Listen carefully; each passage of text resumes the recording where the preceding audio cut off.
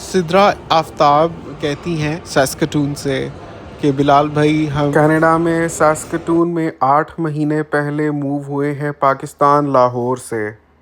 सैस्कटून एक काफ़ी मुख्तलिफ जगह है आपके व्लॉग्स में जैसे हम ओंटारियो देखते हैं उससे।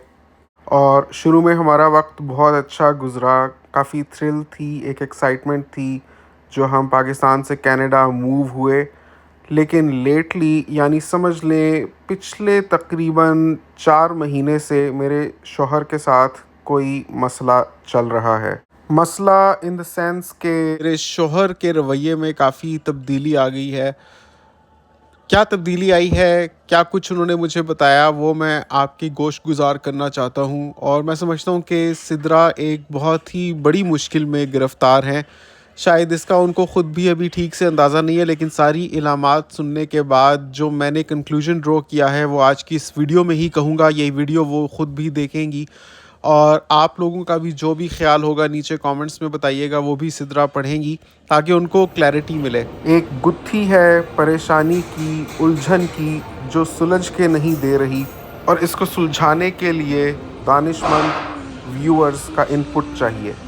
तो साथ साथ आप मसला सुनिएगा, फिर आखिर में मेरा तज्ज़िया सुनिएगा और बैकग्राउंड में आप देखेंगे मैं जिम गया हुआ हूँ क्योंकि अपनी सेहत का ख्याल रखना चाहिए। और देखकर आपको थोड़ा अंदाज़ा हो जाएगा कि कनाडा के जिम्स कैसे होते हैं। और उसके बाद मैं आपको अपने शहर की सैर करवाऊँगा। लेकिन सबसे पहले इस वीडियो को एक थम्स अप दे दीजिए और चैनल को ज़रूर सब्सक्राइब कर लें। चलें आते हैं अब मसले की तरफ। दरअसल ये कहानी 8 महीने पहले से शुरू नहीं होती जब सिद्रा और आफ्ताब लाहौर से सैस्कटून मूव हुए थे। ये कहानी शुरू होती है अब से 2 साल पहले जब इनकी शादी हुई थी। क्या हुआ था शादी होते ही, पहले वो सुन लीजिए। जब लाहौर में सिद्रा की शादी आफ्ताब से हुई तो इनकी एक फ्रेंड तानिया इनसे मिलने के लिए आई। वो वक्त था जब सिद्रा ने लाहौर में नया घर लिया था और फर्नीचर से उसको सजा रही थी और उसने अपने चंद करीबी दोस्तों की दावत की हुई थी जिनमें तानिया भी शामिल थी। जब तानिया सिद्रा के घर आई उसका घर देखने और कैसे वो फर्नीचर के साथ उसकी सजावट कर रही थी तो उसकी नज़र आफ्ताब पर पड़ी। उसने सलाम किया तो आफ्ताब भी हल्का सा जवाब देकर साइड पर हो लिया। उस मुलाकात के बाद बाकी सारा टाइम जितने वक्त के लिए तानिया उनके घर पर मौजूद थी, सिद्रा ने ऑब्ज़र्व किया कि तानिया और आफ्ताब दोनों ही कुछ खिंचे खिंचे महसूस हो रहे हैं। 2 दिन बाद जब ये फ़ंक्शन ख़त्म हो गया था और सब चीज़ें नॉर्मल हो गई थी तो तानिया के मैसेजेस आए सिद्रा को, जिसमें तानिया ने कहा कि आफ्ताब को मैं पहले से जानती हूँ और इस शख्स ने मुझे भी प्रपोज़ल भेजा था और उस वक्त मैंने इनकार कर दिया था क्योंकि इसका ट्रैक रिकॉर्ड ठीक नहीं था। ये अपने कॉलेज में बहुत लड़कियों के साथ इन्वॉल्व्ड रहा है। तुम्हारी करीबी दोस्त हूँ इसलिए तुम्हें होशियार कर रही हूँ, अपने बंदे से चौकन्ना रहना।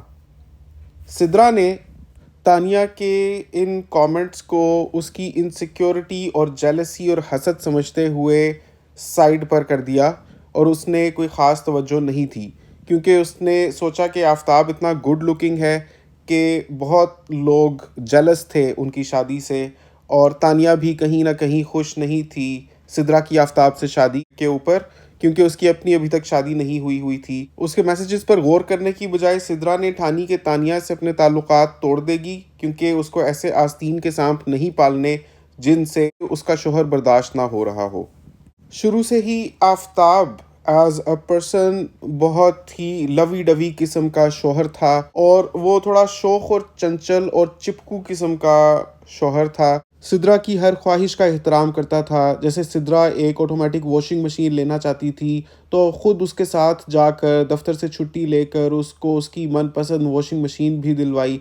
तो सिद्रा उसके साथ बहुत खुश थी। उसको एक ऐसा शौहर मिला था जो ना सिर्फ देखने में खूबसूरत था बल्कि उसके साथ पुरखलूस भी था और उसकी सारी ख्वाहिशात का एहतराम करता था। उसको बहुत अच्छे तरीके से एक नए नवेले घर में नई सारी चीज़ों को सेटअप करके उसने रखा हुआ था।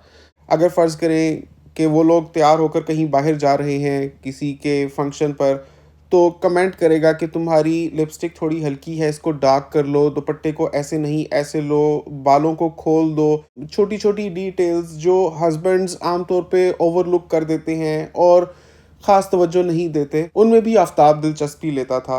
1.25 साल तो उनकी शादी बहुत अच्छी चलती रही, अभी तक उनकी कोई औलाद नहीं हुई। और फिर वो वक्त आ गया जब वो लाहौर से सैस्केटून मूव हुए। सैस्केटून खुद इतना खूबसूरत, इतना खुला खुला, इतना वसीओ अरीज और बहुत ही कम पॉपुलेशन, प्रिस्टीन खूबसूरती, नेचुरल ब्यूटी। पॉपुलेशन भी यहाँ पर बहुत कम थी और शुरू शुरू में जब ये लोग आए तो एक नया नया मुल्क भी इनको लग रहा था, तो बहुत ही खूबसूरत जगह भी थी। ऐसा लगता था एक प्यार करने वाले जोड़े को एक बहुत ही खूबसूरत दुनिया भी मिल गई हो। तो दोनों बड़े खुश थे और 4 महीने तो इनके यहाँ बहुत अच्छे गुजरे। मतलब आफताब नॉर्मली जैसे एक बहुत ही प्यार करने वाला शौहर था, उसी तरह से आफताब को तो जॉब मिलते मिलते 5 महीने लग गए। सिद्रा ने भी आते ही अपना नर्स का लाइसेंस लेने के लिए इंतज़ामात शुरू कर दिए। वहाँ इन्होंने अपना एक अपार्टमेंट लिया है 2 बेडरूम्स का। सैस्केटून के हालात थोड़े से बता रही थी कि बहुत ही ज़्यादा सर्दी है, बहुत बर्फ़बारी है, पैसे कम खर्च हों यही सोचते हुए किसी सस्ती जगह मूव करना चाहते थे। तो वो फिर ठंडे इलाके ही होते हैं कनाडा में, जिधर बर्फ़ ज़्यादा पड़ती है और ज़्यादा महीने ठंड रहती है, तो इस वजह से सैस्केटून मूव हुए। खुद हेल्थ केयर प्रोफेशनल हैं और इनके शौहर बैंकर रहे हैं पाकिस्तान में, उसी में आफताब को जॉब भी मिल गई सैस्केटून में। तो मसला क्या है उसकी तरफ आते हैं। सिद्रा बताती है कि गुज़िश्ता 4 महीने से आफताब के रवैये में एक वाज़ह तब्दीली आई है। तब्दीली ये आई है कि उसने सिद्रा में दिलचस्पी लेना बहुत कम कर दी है और सिद्रा के साथ बहुत कम वक्त बिताता है। शुरू में तो सिद्रा ने सोचा कि शायद ये इस वजह से है कि सारा दिन काम से थका हारा जब वापस आता है तो इतनी उसमें एनर्जी नहीं रहती कि सिद्रा को भी वक्त दे, उसके हाल अहवाल पूछे या उसने क्या खाना बनाया। इवन उसमें भी ज़्यादा वो दिलचस्पी नहीं लेता, खा कर आया होता है अक्सर और उसके साथ कोई ज़्यादा बातचीत नहीं करता, बल्कि सोने की करता है कि भाई जल्दी वक्त से सो जाऊं ताकि मुझे सुबह उठना है। तो उसके साथ बातचीत काफ़ी उसने कम कर दी और उसको वक्त देना काफ़ी कम कर दिया। और उसको एक तरफ वक्त देना कम कर दिया, दूसरा ये कि सिद्रा ने ये नोटिस किया कि वॉशरूम में काफ़ी ज़्यादा टाइम लगाना शुरू हो गया है आफताब। और वॉशरूम में जाकर पहले वो कभी एग्जॉस्ट फ़ैन ऑन नहीं करता था, क्योंकि जैसे कनाडा के वॉशरूम्स होते हैं ना, उनमें उनमें एग्जॉस्ट फ़ैन का भी बटन लगा होता है ताकि वेंटिलेशन होती रहे। तो उसको ऑन करो तो काफ़ी एक मफल्ड सी आवाज़ हो जाती है। तो उसने ऑब्ज़र्व किया कि पहले आफताब वो बटन नहीं ऑन करता था, लेकिन गुज़िश्ता 4 महीने से उसने वो बटन भी ऑन करना शुरू कर दिया। और उस बटन के ऑन होने के साथ साथ कुछ उसको आवाज़ आती थी, जैसे सिद्रा बाहर होती थी तो उसको आवाज़ आती थी जैसे आफताब किसी के साथ बात कर रहा हो। लेकिन आफताब की कोशिश होती थी कि सिद्रा को पता ना चले कि वो किसके साथ बात कर रहा है या वॉशरूम में मोबाइल भी लेकर गया हुआ है। ऐसे होने लग पड़ा कि आफताब के वॉशरूम में जाने के तकरीबन 5 मिनट के बाद ही सिद्रा को हल्की हल्की सी ऐसे आवाज़ें आने लग पड़ती थी, जैसे I will call you. Shh. I will come now. I'm telling you I will come. Shh. Yeah. Done. See you tomorrow. Don't message me for like longer, right? Yeah. Alright. Take care. Aftab इस खुशफहमी में था कि सिद्रा को पता नहीं चलता होगा, लेकिन लड़कियों की हिस्सें काफ़ी तेज़ होती हैं, ख़ास तौर पे जब उनको शक हो जाए कि उनका हस्बैंड कुछ मुख्तलिफ हो गया है, एज अ पर्सन चेंज हो गया है, तो फिर तो उनके सारे रडार्स और सारे जो सिग्नल्स हैं वो और भी तेज़ हो जाते हैं। तो सिद्रा ऑब्ज़र्व कर रही थी कि आफताब वॉशरूम में पहले मोबाइल नहीं लेकर जाता था, तो मोबाइल लेकर जाना शुरू हो गया, वॉशरूम में ज़्यादा वक्त लगाने लग पड़ा और उसको खुसफुसाने की आवाज़ें आने लग पड़ी।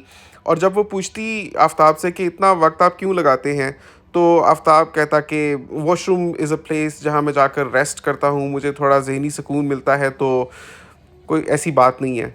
और उसके अलावा भी सिद्रा ने ये ऑब्ज़र्व किया कि सारी रात आफताब का जो मोबाइल था उस पर मैसेजेस आते रहते थे और शुरू-शुरू में तो टड़ंग, टड़ंग, टड़ंग की आवाज़ें आती रहती थीं, लेकिन जब सिद्रा ने कहा, "ये किसके मैसेजेस आते रहते हैं?" तो आफ़ताब कहता है कि बस एक कंपनी का ग्रुप जॉइन किया है व्हाट्सएप, तो उसकी नोटिफ़िकेशंस आती रहती हैं। तो बजाय उसकी नोटिफ़िकेशंस को टर्न ऑफ करने के, आफ़ताब मोबाइल को साइलेंट करके सोने लग पड़ा, लेकिन मैसेजेस बदस्तूर आते रहते थे। तो सिद्रा का शुरू में तो ज़्यादा ध्यान नहीं गया, और बाद में उसने कहा कि मैं देखती हूँ एक दफ़ा कि ये मैसेजेस किसके आ रहे होते हैं। लेकिन आफ़ताब ने एक सीक्रेट पासवर्ड की लगाई हुई थी अपने मोबाइल के ऊपर, और पहले उसने वो की सिद्रा के साथ शेयर की हुई थी, लेकिन ये गुज़िश्ता 4 महीने से उसने अपने मोबाइल के जो पासवर्ड चेंज किया है, तो वो सिद्रा के साथ शेयर नहीं कर रहा था। वो कहता है कि ये मोबाइल्स हम लोगों के सेपरेट होने चाहिए, क्योंकि बहुत सी चीज़ें होती हैं, तो मैं इसका पासवर्ड तुम्हें नहीं दे रहा। ये एक बहुत ही ऑब्वियस रेड फ्लैग था और रेड सिग्नल था सिद्रा के लिए, क्योंकि कभी आफ़ताब ने इस तरह से किया नहीं था। 2-3 हफ़्ते तो सिद्रा ये नॉनसेंस बर्दाश्त करती रही। उसके बाद उसने ये ठानी कि इसका कोई ना कोई तो सुराग लगाना पड़ेगा। ये चल क्या रहा है? आफ़ताब किससे बात करता है वॉशरूम में? सारी रात किसके मैसेजेस आते रहते हैं? सिद्रा ने ठानी कि इसका मैं खोज लगा कर रहूँगी।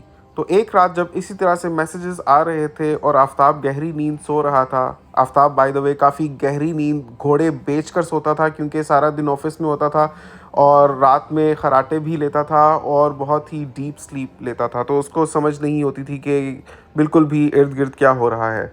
तो सिद्रा ये बात जानती थी। उसने इसी चीज़ का फ़ायदा उठाते हुए एक रोज़ ये किया कि उसको पासकोड तो नहीं पता था मोबाइल का, लेकिन वो जानती थी कि आफ़ताब ने फिंगरप्रिंट पास चेक भी अलाउ किया हुआ है, यानी कि वो अपनी उँगली लगाता था ऑन एंड ऑफ वाली की पर, तो मोबाइल ऑन हो जाता था।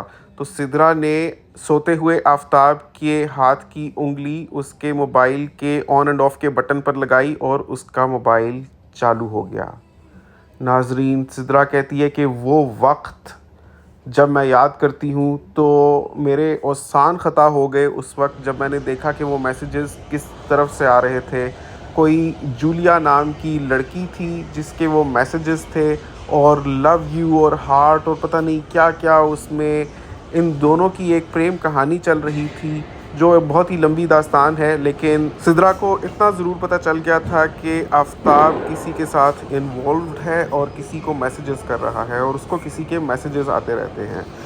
और मज़ीद सिद्रा ने ये देखा कि आफ़ताब के मोबाइल में चंद ऐसी ऐप्स इंस्टॉल हुई हैं जिनको लोग डेटिंग के लिए इस्तेमाल करते हैं। उनमें से 2 ऐप्स जो सिद्रा ने मुझे बताई, मैं उनका नाम तो नहीं लूँगा, लेकिन आपको हिंट दे देता हूँ। एक ऐप का नाम टिंडे सब्ज़ी से मुशाबिहत रखता है, और दूसरी ऐप का नाम बबल से मुशाबिहत रखता है। तो ये टिंडे और बबल के नामों से मुशाबिहत रखने वाली दोनों ही ऐप्स सिद्रा ने आफ़ताब के मोबाइल में पाई, जिनका उसके मोबाइल में होने का कोई जवाज़ नहीं बनता था, क्योंकि क्यों ही कोई शादीशुदा शख़्स एक ऐसी ऐप अपने मोबाइल में इंस्टॉल करेगा जिसको लोग डेटिंग के लिए इस्तेमाल करते हैं, जिसको लोग इसलिए इस्तेमाल करते हैं कि उनको पार्टनर्स मिल सकें, जिनके साथ वो दोस्ती करें या ताल्लुक़ात कायम करें। लेकिन आफ़ताब ने कभी भी ऐसी किसी बात का ज़िक्र खुद सिद्रा से नहीं किया था। इन सब चीज़ों को देख लेने के बाद सिद्रा पर वाज़ेह हो गया था कि आफ़ताब किसी के साथ इन्वॉल्व्ड है, और उसने किसी लड़की के साथ चक्कर चलाया हुआ है, जो ग़ालिबन उसने किसी ऐसी ही ऐप के ऊपर ढूँढी है। उसके बाद क्या था? सिद्रा ने आफ़ताब को कन्फ्रंट किया नेक्स्ट डे। उससे पूछा कि तुम मुझसे छुपा रहे हो, लेकिन तुम्हारा किसी के साथ चक्कर चल रहा है। मैंने तुम्हारे सारे मैसेजेस देख लिए हैं। आफ़ताब ज़ाहिर है बरहम हुआ कि कैसे सिद्रा की ये हिम्मत हुई कि उसने उसके मोबाइल तक एक्सेस की, उसके सारे मैसेजेस पढ़ लिए। पोल तो उसका खुल ही गया हुआ था, तो वो ढिठाई पर आ गया और कहता है कि मुझे 4 शादियों की इजाज़त है। मैं कर नहीं रहा वो और बात है, लेकिन मैं जब चाहूँ कर सकता हूँ। तो सिद्रा ने जब ये देखा कि आफ़ताब बदल गया हुआ है और उसकी दिलचस्पी और लड़कियों में भी हो गई है, तो उसको एक सेंस ऑफ इनसिक्योरिटी हुई, और उसने भी सोचा कि अब ये रिश्ता वैसा नहीं रहा जैसा हमेशा से था, और अब उसको आफ़ताब को कन्फ्रंट करना चाहिए। तो उसने कहा आफ़ताब को कि ये पाकिस्तान नहीं है जहाँ तुम जब चाहोगे अपनी मर्ज़ी से शादी कर लोगे। ये कनाडा है और यहाँ के लॉज़ और रूल्स बहुत मुख्तलिफ हैं। तुम ऐसे धड़ल्ले से दूसरी शादी नहीं कर सकते। अगर तुम्हें दूसरी शादी करनी है तो तुम्हें मुझे छोड़ना होगा। तो आफताब ने कहा कि अगर मुझे इसके लिए तुम्हें छोड़ना भी पड़ गया ना तो मैं तुम्हें छोड़ दूंगा। ये सुनते ही सिद्रा का दिल टूट गया और मज़ीद सिद्रा ने यह बताया कि वो उम्मीद से है और आफताब उसको इतनी आसानी से नहीं छोड़ सकता। ये सुनते ही खैर आफताब की बातें खिल गईं और वो खुश हो गया कि वो बाप बनने वाला है। लेकिन सिद्रा कहती है कि मैं ऐसे अनस्टेबल रिलेशनशिप को नहीं पाल सकती।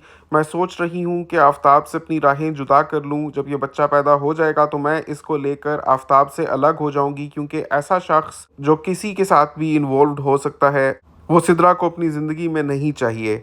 अगर आफताब को उससे बेहतर कोई ऑप्शन मिल गई है वो भी वक्त आने पर और ज़रूरत पड़ने पर अपने लिए कोई मुनासिब ऑप्शन देख लेगी। तो सिद्रा कोस रही थी कनाडा आने के डिसीजन को, कह रही थी कि आफताब को इतनी ज़्यादा आज़ादी यहाँ आने की वजह से मिली है। तो मैंने सिद्रा से कहा कि ये जो आपका हस्बैंड कर रहा है ये उसकी फितरत से वाबस्ता हरकत है।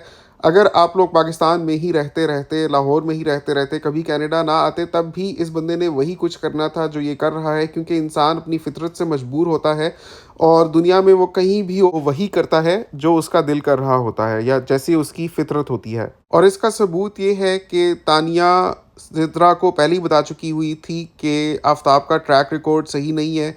वो पहले भी और लड़कियों में इन्वॉल्व रहा है, तो उस वक्त वो पाकिस्तान में ही था। कनाडा आने का बल्कि सिद्रा को फ़ायदा ही हो सकता है, क्योंकि आफताब के लिए दूसरी शादी करना इतना आसान नहीं है जितना शायद पाकिस्तान में होता, क्योंकि यहाँ बहुत लीगल कॉम्प्लिकेशंस होती हैं। ये तो बल्कि canada.ca की वेबसाइट के ऊपर लिखा हुआ है कि ये कानून के ख़िलाफ़ है। To be married to more than one person at a time नहीं अलाउड। ऑनेस्टली इधर आकर अगर आफताब कोई हेरा फेरी करता है इस मामले में तो वही लूज़ करेगा ये बैटल, क्योंकि वो एक मुखलिस और प्यार करने वाली बीवी से भी जाएगा बल्कि बच्चे से भी जाएगा, जबकि दूसरी तरफ सिद्रा की ज़िंदगी ज़्यादा अफेक्ट नहीं होगी। उसकी ज़िंदगी से एक झूठा, धोखेबाज, फ्लर्टी और बददियानत शख्स ही निकल जाएगा और उसके पास उसका बच्चा होगा और उसको तो बेनिफिट्स भी मिलेंगे और वो जॉब भी कर सकती है। तो यहाँ पर तो वो काफ़ी सिक्योर है। तो मैंने सिद्रा से कहा कि परेशान होने की ज़रूरत नहीं है, लेकिन अपनी तरफ से कोई इंतहाई कदम बिल्कुल मत उठाए। जैसे वो सोच रही है कि मैं ख़ुद से इससे अलग हो जाऊंगी या इस तरह का कुछ भी। मैंने कहा कि आफताब को समझाए और उस रिलेशनशिप को टाइम दे और उसको बताए कि ये बेवकूफ़ियाँ यहाँ ना करे और बंदा बन के रहे। तो नाजरीन, इस कहानी से हमें ये सबक तो मिलता है कि एक तो मैं ये कहूँगा कि कनाडा की पीआर लेकर यहाँ वो जोड़े मत आए बिल्कुल भी जिनका मैरिटल रिलेशनशिप पाकिस्तान में अनस्टेबल है और वो वहाँ भी लड़ते रहते हैं, या वो लोग भी कनाडा मत आए जहाँ शोहर अक्सर दूसरी या तीसरी शादी की बात करता रहता है। क्योंकि मैंने देखा है समटाइम्स ऐसे लोग होते हैं जो बात बात पर बीवी को ये इनसिक्योरिटी दिलाते रहते हैं कि मैं कभी भी दूसरी शादी कर लूँगा, चाहे उनका असल में वो मकसद हो या ना हो, चाहे उनका वो इरादा हो ना हो, लेकिन बीवी को सिर्फ ये बावर कराने के लिए कि मेरे पास ये राइट है इस्लामिकली कि मैं दूसरी शादी कर सकता हूँ जब चाहूँ, तो वो बात बात पर ये बोलते रहते हैं बीवी को कि मैं जब चाहूँ दूसरी शादी कर लूँगा। हालांकि ना उनकी करने की औकात होती है और ना ही उनके पास फाइनेंशियल रिसोर्सेज होते हैं कि वो एक से ज़्यादा बीवियों को रख सकें, लेकिन बस अपने मर्द होने की राइट को जताते रहते हैं। तो नाजरीन, मैंने तो यही कहा कि सब्र करे और अभी वक्त दे, अपने इस इज़्दवाजी ताल्लुक़ को मज़बूत करने की कोशिश करे और अपने शौहर को समझाने की कोशिश करे। आपके ख़्याल में इसके अलावा सिद्रा को मज़ीद क्या करना चाहिए? नीचे कमेंट्स में अपनी राय का इज़हार ज़रूर कीजिए। काफ़ी दफ़ा ऐसे देखने में आया है देसी लोगों में गोरी लड़कियों से शादी करने की एक देरीना ख्वाहिश होती है। गोरी as in the real sense गोरी, मतलब कि जो एक और रेस से हो, जो गोरी हो, तो उनसे शादी करने का एक ड्रीम होता है ये देसी मर्दों में। तो यहाँ पर उसको इस किस्म के हालात मिल रहे हैं, कुछ यहाँ पर उसको हो सकता है कि मौका मिल रहा हो, लेकिन उसको अपनी अकल को हाथ मारना चाहिए और ये सिद्रा ही उसको होश दिला सकती है कि शादी तो अगर वो करना चाहता है तो हो सकता है आगे जाकर कर ले, लेकिन उसको दोनों में से किसी एक को चुनना पड़ेगा। और दूसरी ये बात कि सिद्रा जैसी मुखलिस बीवी और अपने बेटे से भी उसको हाथ धोना पड़ सकता है। मेरे ख्याल में तो किसी भी बाअक्ल शख्स को ऐसी हरकत नहीं करनी चाहिए। आपके ख़्याल में सिद्रा को क्या इक़दामात करने चाहिए और उसको आफ़ताब को कैसे समझाना चाहिए या क्या करना चाहिए? अगर उसको लगता है कि आफ़ताब ने शादी के 2 साल के बाद उसको इतना बड़ा धोखा दिया है कि उससे अपने मोबाइल की एक्सेस छीन ली है और सीक्रेटली उसने ये कुछ शुरू कर दिया है, तो क्या ऐसा बंदा लॉन्ग टर्म रिलायबल है कि उसके साथ ज़िंदगी गुज़ारी जा सके? नीचे कमेंट्स में अपनी राय का इज़हार ज़रूर कीजिएगा। उम्मीद करता हूँ आपको आज की वीडियो पसंद आई होगी। अगर आपका कोई भी मसला है जो आप मुझसे शेयर करना चाहते हैं तो मेरा व्हाट्सएप नंबर नीचे डिस्क्रिप्शन में गिवन है। Feel free to reach me out at that WhatsApp number और एक वॉइस मैसेज छोड़ दीजिएगा तो मैं वक्त मिलते ही इंशाल्लाह आपको रीच बैक कर लूँगा। तो वीडियो के एंड में हस्बे मामूल आपको थोड़ा सा डेली लाइफ व्लॉग दिखाता हूँ। आज हमने ये कॉस्टको से पिज़्ज़ा लिया था, इसको कस्टमाइज़ करके ज़बरदस्त किया। जो हमने कॉस्टको से पिज़्ज़ा लिया था वो तो बस बेस ही थी और उसके ऊपर पिज़्ज़ा सॉस और चीज़ लगा हुआ था। लेकिन इसको आप ऐसे भी बेक कर सकते हैं अगर आपको हल्का-फुल्का सा पिज़्ज़ा चाहिए, लेकिन हमें ज़रा देसी स्टाइल पिज़्ज़ा चाहिए होता है तो इसको कस्टमाइज़ करने के लिए ऊपर से काफ़ी कुछ हिना ने लगाया। मतलब इसको हाफ़ एंड हाफ़ कर दिया क्योंकि बच्चियाँ इसी तरह से पसंद करती हैं, उनका हाफ़ ऐसे ही रहने दिया और जो पार्ट मैंने खाना था वहाँ पर हिना ने काफ़ी चीज़ें लगा दी। क्या-क्या लगाया वो आपको दिखाते हैं। तो यहाँ पर आप देख सकते हैं कि पिज़्ज़ा हमने ट्रे में डाल दिया है, तो हाफ़ को अब ऐसे ही रहने देंगे और दूसरे हाफ़ पर पहले ये वाला चिकन रखेंगे। इसके ऊपर कोई सॉस इन्होंने लगाई थी और साथ में मशरूम्स और कैप्सिकम्स और मोज़रेला चीज़ डाला था। तो ये हमने ऑब्ज़र्व किया कि बहुत ही अच्छा रहता है। कॉस्टको से हमने ये पिज़्ज़ा लिया था और $15 में ये 4 पिज़्ज़ाज़ हमें इस तरह से मिल गए। तो आप चाहें तो ऐसे भी खा सकते हैं, उसको कस्टमाइज़ करें तो आपको काफ़ी वक़्त की बचत हो जाती है कि नीचे वाला डो आपको नहीं बनाना पड़ता क्योंकि समटाइम्स ऐसे होता है कि यीस्ट आप डालते हैं, सही से वो फूलता नहीं है। और एनीवे अगर आप घर पर वो डो बनाते भी हैं तो वो भी कोई सस्ती नहीं बनती, आपको अलग से मैदा लेना पड़ता है, यीस्ट लेना पड़ता है, उसमें अंडा, मक्खन वग़ैरह डलता है।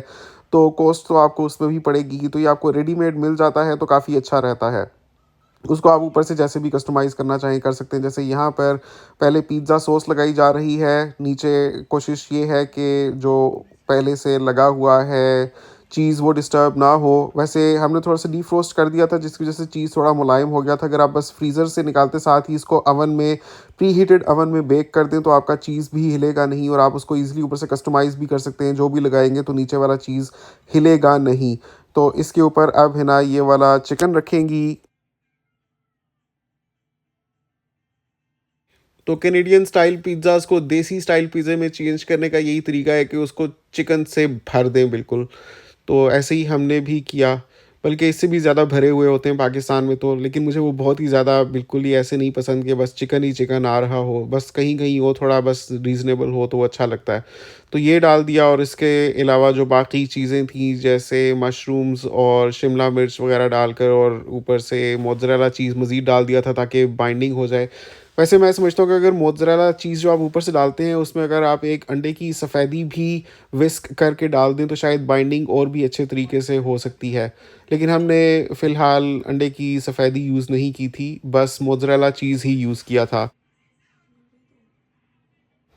आप बताएँ आपको किस किस्म का पिज़्ज़ा ज़्यादा पसंद है, देसी स्टाइल या जैसा कनाडा में मिलता है? वैसे फ़र्क काफ़ी है पाकिस्तानी और यहाँ के पिज़्ज़ाज़ में।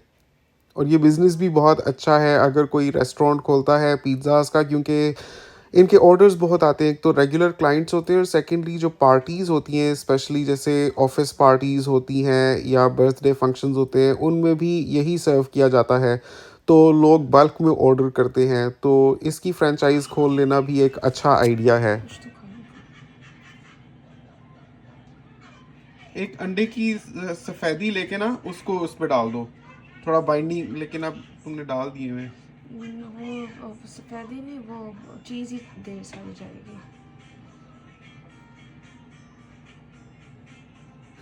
आखिर में हमने चीज़ डालने से पहले ऊपर सृराचा सॉस डाल दी थी। सृराचा सॉस बहुत ही मज़े की होती है, बल्कि तहज़ीब बेकर से एक पिज़्ज़ा मिलता था सृराचा चिकन पिज़्ज़ा। तो सृराचा सॉस काफ़ी तेज़ होती है, ये मिर्चों से बनी हुई होती है और इसका जायका बहुत ही मुनफ़रिद होता है। ये डालकर और फिर ऊपर से चीज़ डाल दिया था ग्रेटेड, और ये है जी फाइनल शक्ल, देखें कितना ज़बरदस्त तैयार हुआ। बच्चियों वाली जो साइड थी उसमें सिर्फ मशरूम्स थे और बाकी वही कर्कलैंड का जो बेसिक पिज़्ज़ा था, और जो मेरी वाली साइड थी वो भरा हुआ लोडेड देसी स्टाइल पिज़्ज़ा था। तो इसके साथ हमने आज का इफ्तार किया और बहुत ही फुलफिलिंग और सैटिस्फाइंग ये मील था। बहुत ही ज़्यादा अच्छा पिज़्ज़ा बना। आपको कैसा लग रहा है नीचे कमेंट्स में ज़रूर बताइए। अगर आपको लगता है कि कोई ऐसी टॉपिंग थी जो अगर हमने डाली होती तो इसका मज़ा और भी दोबाला किया जा सकता था, तो वो आइडिया भी हमें नीचे कमेंट्स में ज़रूर दीजिए। काटा तो वैसे सिर्फ छुरी से भी जा सकता है, लेकिन जो मज़ा पिज़्ज़ा कटर से काटने का आता है, जो प्रॉपर एक प्रोफेशनल फ़ील आती है, वो इसी के साथ ही आती है। तो इसी के साथ हम काटना पसंद करते हैं।